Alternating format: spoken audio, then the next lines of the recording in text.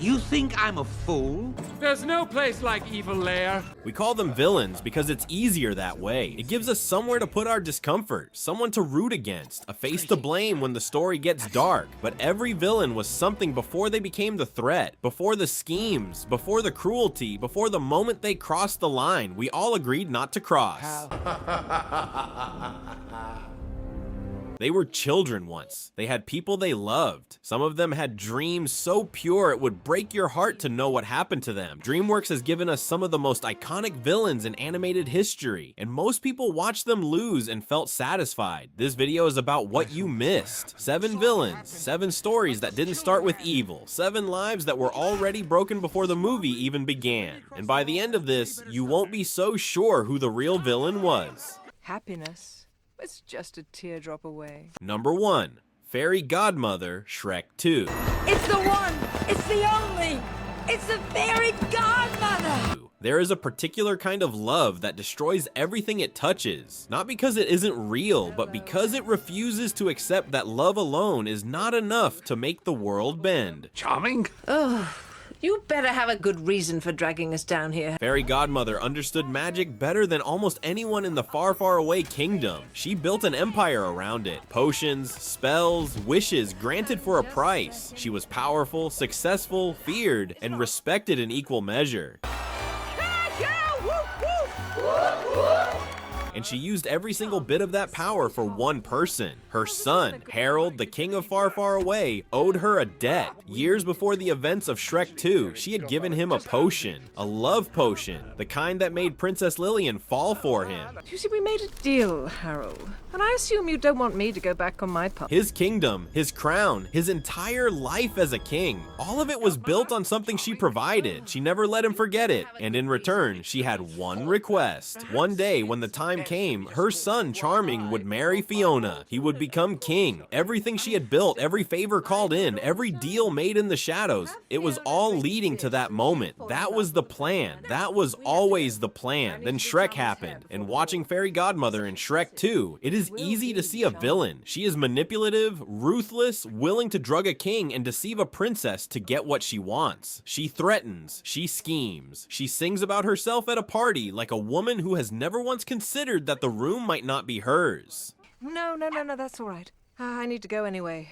But watch her with Charming. Really watch her. There is nothing performed about that love. When she looks at her son, something in her softens that nothing else in the film touches. She did not build this plan out of greed. She built it because she looked at her boy and decided the world owed him something, and she was going to collect. That is not the logic of a monster. That is the logic of a mother who never learned where love is supposed to end and control is supposed to begin. She could not separate wanting the best for her son from needing to engineer it herself. And in doing so, she never once asked Charming what he actually wanted. She gave him a destiny without a choice. She loved him so completely that she forgot he was a person and not a project. The good man gone and where? The tragedy of Fairy Godmother is not that she was evil, it's that she was devoted, and devotion without wisdom is just obsession with a gentler name. She dies in a burst of her own magic, trying to protect a plan she spent years building, and Charming is left standing in the wreckage of a kingdom that was supposed to be his inheritance. She gave him everything, except the chance to earn any of it himself.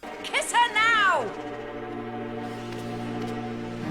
Number 2. Gallaxhar, Monsters vs. Aliens.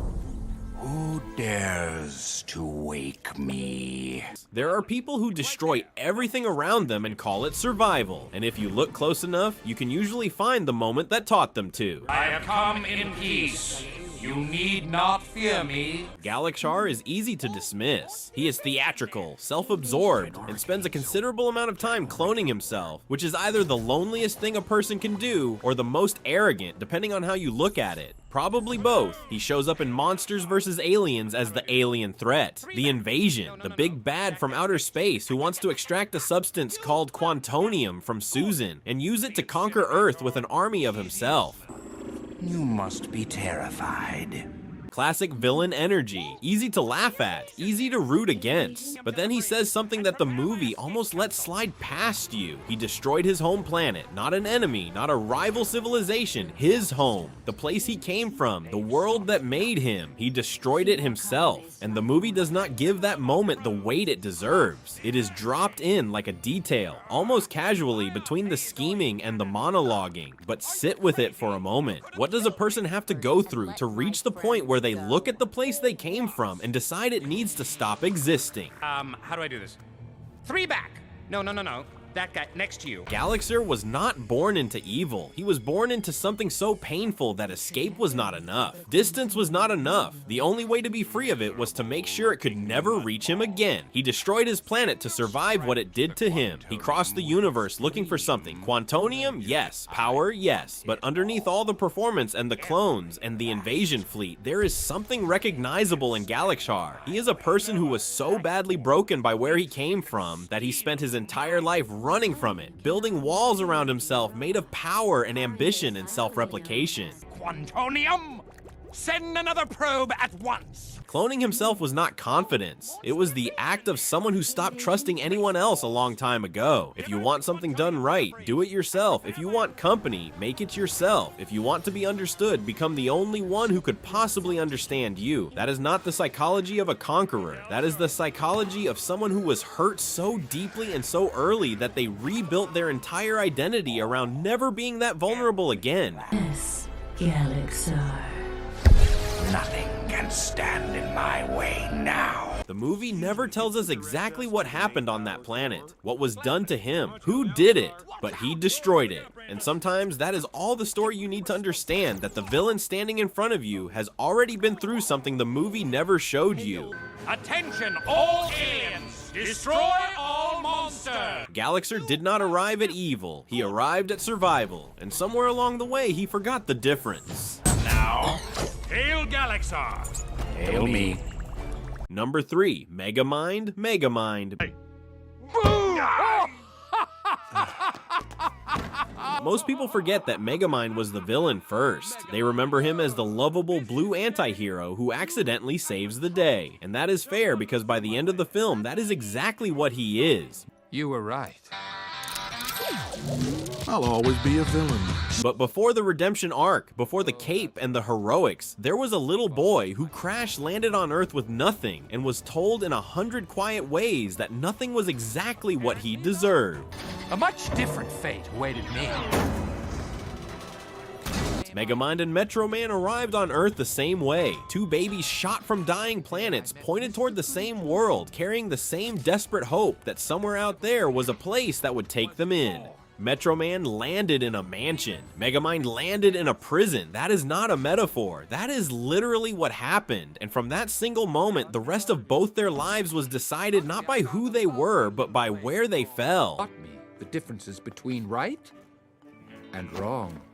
Metro Man grew up celebrated, admired, handed every advantage a child could want. He was told he was special every single day, and the world organized itself around confirming that. Megamind grew up surrounded by criminals who became his only teachers. He went to school and tried. He genuinely tried. He wanted to be good at something. He wanted someone to look at him the way they looked at Metro Man. But every time he did something right, Metro Man did it better. Every time he reached for approval, the room was already looking somewhere else. How hard I tried.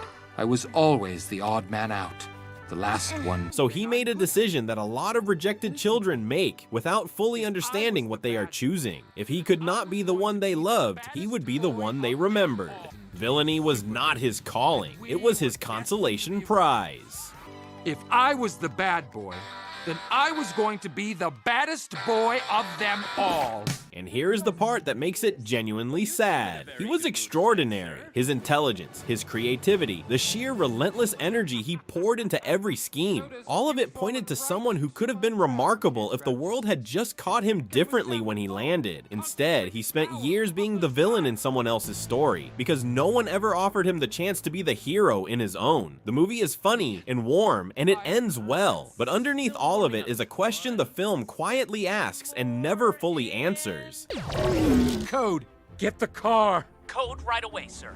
How many Megaminds did the world make and never notice? How many brilliant, hungry, desperate kids fell in the wrong yard and never got a Metro Man story to redeem them? He got lucky. Most of them don't. Do you really think that I would ever be with you? Number 4. Rameses, the Prince of Egypt. Not every broken villain was shaped by cruelty. Some of them were shaped by love, by loyalty, by the weight of a world placed on their shoulders before they were old enough to understand what they were agreeing to carry. You start something, I'm the one who ends up in trouble.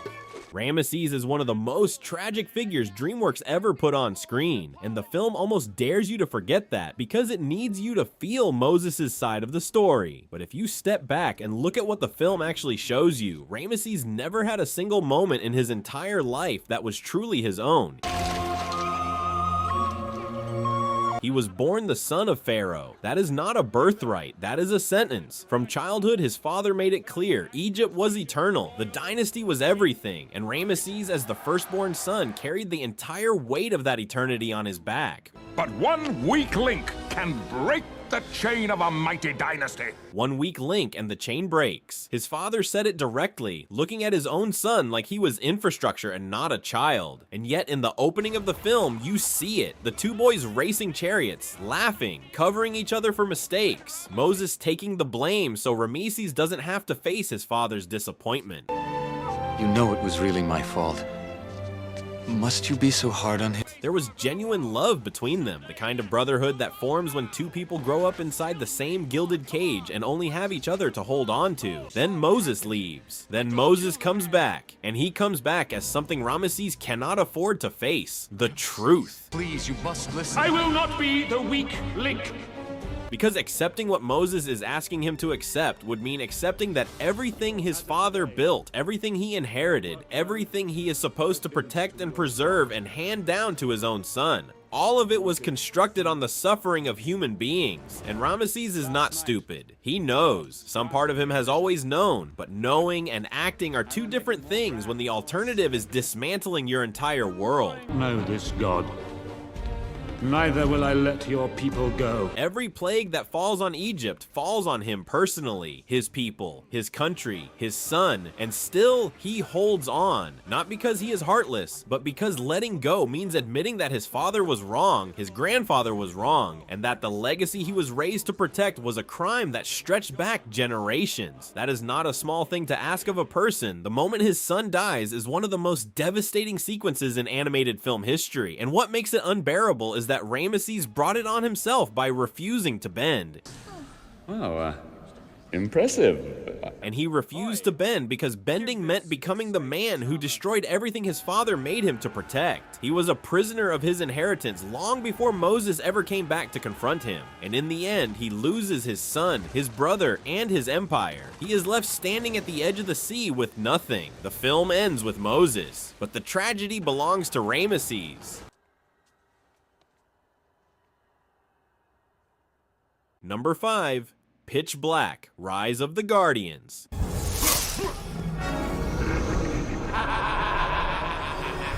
There is something uniquely painful about being the thing people need but refuse to acknowledge, to exist, to be real, to serve a purpose that the world depends on and still be treated like you are not there. No. Pitch Black, the boogeyman, has been around as long as fear itself. He lives beneath the world, in the dark spaces where light does not reach, and he has watched for centuries as the Guardians, Santa, the Tooth Fairy, the Easter Bunny, the Sandman, collected belief from the children of the world like currency. Oh, I thought I heard the clippity-clop of a unicorn. Children believed in them. Nobody believed in Pitch.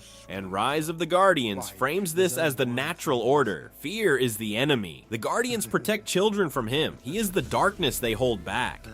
You can have him back. But the film does something quietly devastating with Pitch that it almost buries under the adventure. He just wants to be felt, not worshipped, not feared in the way a monster wants to be feared. Maybe I want what you have.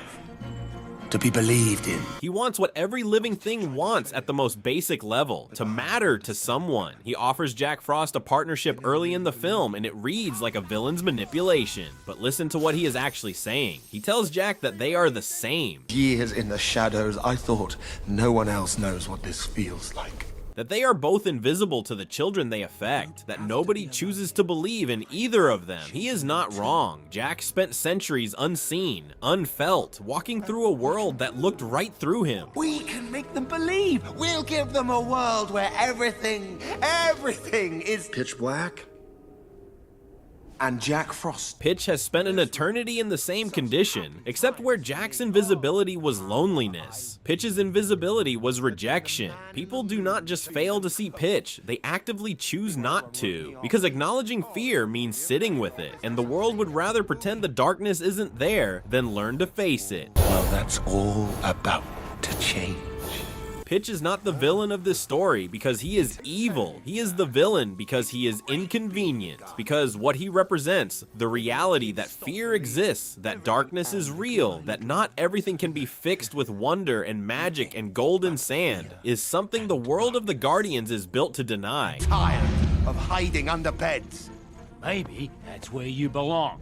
And when he is defeated at the end of the film, it is not with love or understanding or any acknowledgement that he was right about any of it. The children's belief drains away and he sinks back into the dark, alone, the monsters he created turning on him. He ends the film exactly where he started, unseen, unfelt, alone in the dark with nothing but the knowledge that fear never actually goes away. It just gets pushed back down. Until the next time.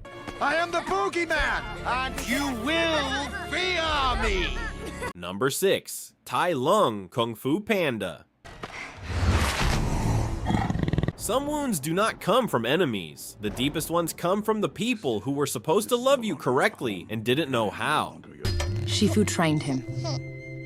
He believed in him. Tai Lung was Shifu's son in every way that mattered. Not by blood, but by choice, by time, by the thousands of hours they spent together on that training ground, with Shifu pouring everything he knew into this snow leopard who had shown up as an abandoned cub with fire in his eyes and something to prove.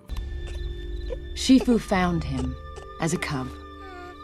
Shifu did not just train Tai Lung, he built his entire identity around him. Every technique mastered, every mountain climbed, every impossible standard met and then exceeded. Shifu looked at what Tai Lung was becoming and felt something that blurred the line between pride and ownership without him ever noticing the difference. I have come home, Master.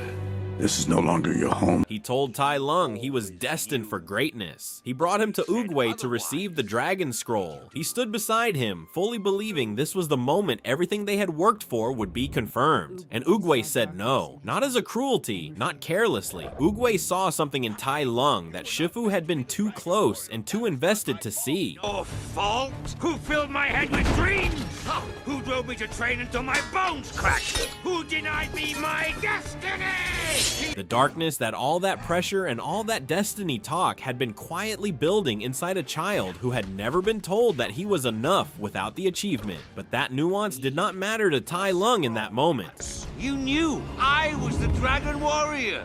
You always knew. In that moment, all he knew was that the thing he had been promised, the thing his entire life had been pointed toward, was taken away, and the man standing next to him said nothing. Shifu said nothing. He did not defend his son. He did not push back. He did not choose Tai Lung over the verdict, and that silence was the real wound, not Oogway's decision, Shifu's silence. What did you do? Nothing. Tai Lung destroyed half the valley, trying to take what he believed he was owed, and was locked away in a prison designed specifically to hold him for 20 years. 20 years in chains thinking about that silence. When he finally escapes and confronts Shifu in the Jade Palace, he does not ask for the Dragon Scroll first. He asks if Shifu is proud of him. What I ever did, I did to make you proud. Tell me how proud you are, Shifu. Tell me. Tell me! In In the middle of all that rage and destruction and 20 years of built-up betrayal, what he wants most is still just to hear it from the man who raised him. That is not a villain's question. That is a son's question. Shifu cannot give him the answer he needs. Not because he doesn't love him, but because he realizes too late that the way he loved him was the thing that broke him. I'm sorry. Tai Lung does not lose because he was evil. He loses because he was built without the one thing he actually needed, and the person responsible for that is the one who survives the film celebrated as a hero.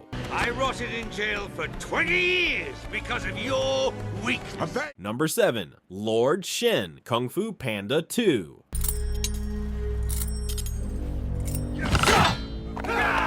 Everything that came before this was a warm-up. Lord Shen is the most complete tragedy DreamWorks ever built. Not because his story is the most dramatic, but because his story is the most honest about the thing none of us want to look at directly. What happens to a child when the people who were supposed to love them unconditionally decide that what he might become is more important than who he already is. I'm so glad you feel that way. Shen was born to the rulers of Gongmen City, a peacock, white feathers, and a family of color which the film uses quietly and deliberately. My father's throne. He was different from the moment he arrived, and everyone could see it. He was brilliant, obsessive, fascinated by fireworks and the mechanics of destruction in the way that gifted, restless children often are when nobody channels their energy toward anything constructive. Shen's troubled parents consulted a soothsayer. His parents consulted a soothsayer who told them the truth they did not want to hear, that their son's path led to darkness, that a warrior of black and white would be his end, and instead of holding him closer, instead of loving him with enough intention to change the path, they made a decision that ensured the prophecy would come true. He was banished from the city forever, but Shen swore revenge. They banished him, a child, their child. They looked at a prophecy about who he might become and chose to remove him rather than fight for who he could be instead. Shen returned to his parents full of pride, but in their faces, he saw only horror. Shen spent the rest of his life trying to understand that decision. He came back to Gongmen City with an army and weapons and conquest because he needed something from that city that no weapon could actually get him. He needed his parents to have been wrong about him. If he could conquer China, if he could become powerful enough, important enough, unstoppable enough, then maybe the thing they saw in him that made them send him away was not a flaw to be discarded. Maybe it was a strength they were too small to understand. Why don't you tell me my Fortune? future? By the time he came back, his parents were gone. They had died. The soothsayer tells him of grief. They had exiled their son and then mourned him until it killed them. And Shen cannot hold that. He cannot process a grief that complicated. Parents who loved him and abandoned him, who destroyed him and then were destroyed by doing it. So he keeps moving because stillness means feeling it. Po tries to reach him near the end, tells him that he can let it go, that the past does not have to be what the future is built on. And Shen's answer is one of the saddest lines in DreamWorks history. The only thing that matters is what you choose to be now. You're right. Then I choose this! He says that Po's parents' sacrifice might have been worth it for someone like Po. But everything Shen has done, everything he has built, the bodies and the battles and the blood, none of that can be made worth it. He cannot accept peace because peace would require him to look at the full cost of everything he chose and find no justification for any of it. So he chooses the canon instead. He dies in the wreckage of his own making, alone, surrounded by the ruins of a city that was supposed to prove something to parents who were already gone. How did you find peace? I took away your parents. Everything. He never got to ask them why. He never got to hear that they were sorry. He went looking for an answer that was never going to be there. And that is the most human thing about him. DreamWorks hid entire human lifetimes inside these characters and dressed it up as entertainment. And it worked, because you felt it, even if you didn't know why. If this is the kind of content that gets under your skin the way it gets under mine, subscribe so you don't miss what comes next, because we are just getting started.